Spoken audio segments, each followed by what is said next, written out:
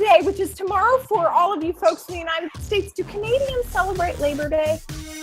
Every day is Labor Day in Canada. Oh.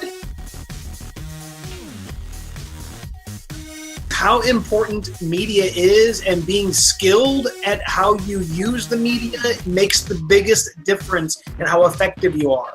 Cannot wait to introduce you to Kris Walker. It's a good reminder again that we have to keep doing these shows. We have to have interesting guests. We have to have interesting podcasters that will talk about all facets of mental health so that we can make this mainstream conversation. There's something about that they think confidentiality about an individual person's treatment expands to all of mental health, like it's all confidential and we can't talk about it. Like mental health is Fight Club.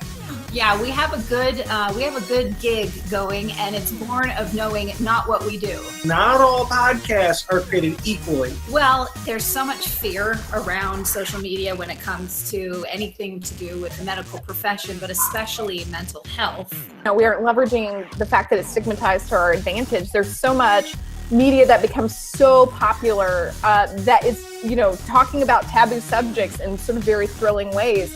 And it's okay to talk about those things and be engaging and to use it as a tool to bring that out in other people so that they feel comfortable sharing their stories as well. But if you aren't speaking to your audience in the same language that they aren't going to know. That's just not going to be interesting. I wanted it to be a love letter and a thank you for all of the behavioral health counselors out there that helped me on my journey. But that in professional settings, we actually get coached to not acknowledge these personal experiences that we had, and that's what's driving our mission. In fact, that often gets beaten out of us in the training process. I interview everyone from my mailman who has bipolar disorder to celebrities, to therapists, to best-selling authors all over the world. Often, we're sort of complaining that the media doesn't explain things well, portray things right.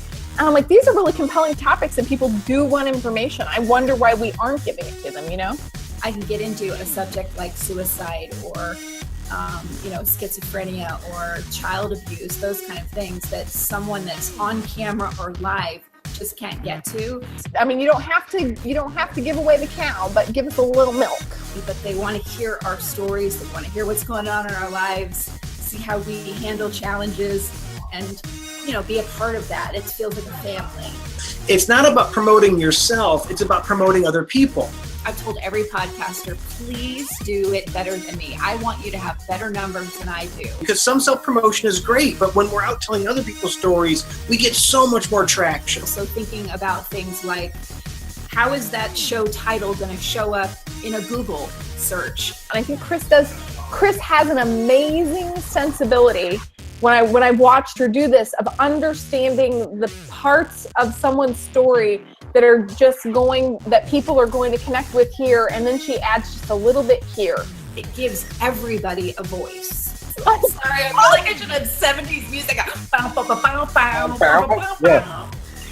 That's a different podcast. People think that it requires $50,000 worth of equipment. Nope. There's something very intimate about this auditory, this story being told, and I think that's really it, isn't it? Nothing too cheap, we always say. I think there's a really big difference between how we portray people who are fighting mental conditions, and when we do it in a way that is caring and respectful, we create understanding and not just entertainment. Not that it shouldn't be entertaining, it should be, right? But I think that's one of the things that you're doing really well.